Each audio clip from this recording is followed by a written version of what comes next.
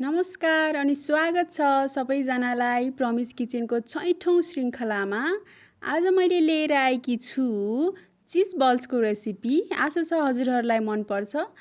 पुरा भिडियो हेरेर प्रतिक्रिया दिनुहोला है त। अनि धेरै माया र सपोर्टको लागि धन्यवाद। सुरु गरौँ। यसको लागि हामीलाई चाहिन्छ मसिनो गरी चप गरिएको प्याज, त्यस्तै गरी लसुनको पात, आवश्यकता अनुसार नुन, धुलो खुर्सानी र थोरै मसला। हामीले चिज लिनुपर्छ। मैले मसिनो गरी काटेको छु चिजलाई। हेर्नुस् त, ब्रेड क्रम्ब र आफूलाई आवश्यकता अनुसार पोट्याटो उसिनेर यसरी राखेको छु मैले। थोरै बेसनको पिठो, अरू नै केहीको पिठो लिए पनि हुन्छ। यसमा हामीले थोरै धुलो खुर्सानी थपिदिनुस्, थोरै नुन पनि थपिदिनुस्। अब यसलाई मजाले मिक्स गर्नुस्। अब यसमा पनि पानी हालिदिनुस्। क्रिस्पी पोट्याटो रोल पनि हजुरले हेर्नु भएको होला मेरो भिडियो, त्यसमा जस्तै यसमा पनि पेस्ट बनाउनु पर्छ। हेर्नुस् त, हाम्रो यो रेडी भइसकेको छ साथीहरू। हेर्नुस् त साथीहरू, मैले उसिनेको आलुलाई चाहिँ बाउलमा लिएकी छु। त मैले आलुलाई चाहिँ ग्रिल गरिसकेँ। यदि हजुरहरूले अझै पनि पोट्याटो क्रिस्पी रोल्सको भिडियो हेर्नु भएको छैन भने त्यहाँ पनि गएर हेर्न सक्नुहुन्छ। अब यसमा मैले प्याज हालेँ, काटेर राखेको लसुनको पात, नुन, खुर्सानी र मसला। अब यसलाई मजाले मिक्स गरिदिनुस्। थोरै तेल हालिदिनुस्। तेल हाल्नु भएपछि फेरि यसलाई मजाले मिक्स गर्नुस्। सातैले मिक्स गर्नुभयो पनि हुन्छ। अब थोरै यसरी लिनुस्। त्यसपछि बिचमा थोरै स्पेस बनाउनुस्। त्यो स्पेस बनाएको ठाउँमा अघि कट गरेर राखेको चिजको टुक्राहरू, पिसेसहरू राखिदिनुस्।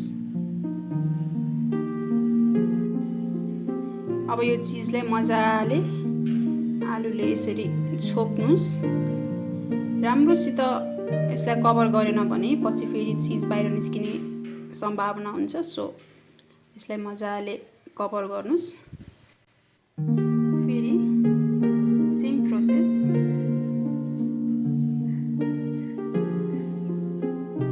चिज कभर गरेर यसरी रोल गर्नु होला। हेर्नुस् त, हाम्रो बल्सहरू रेडी भइसकेको छ।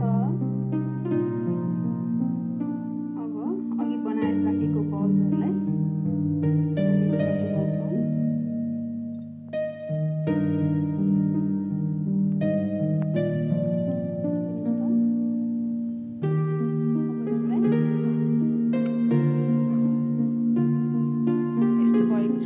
साथीहरू।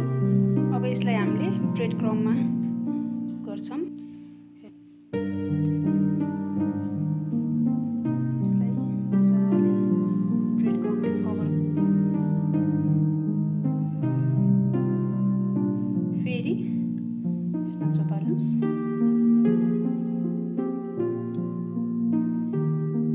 र अब फेरि त्यसलाई ब्रेड क्रम्बमा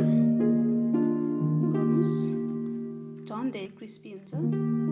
यस्तो साथीहरू, हाम्रो बल्सहरू रेडी भइसकेको छ। तेल खरिएर रेडी भइसकेको छ साथीहरू। अब यसलाई मिडियम हिटमा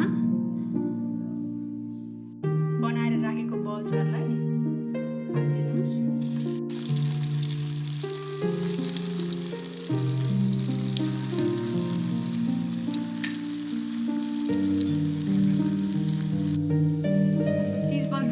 लागिसकेको छ साथीहरू।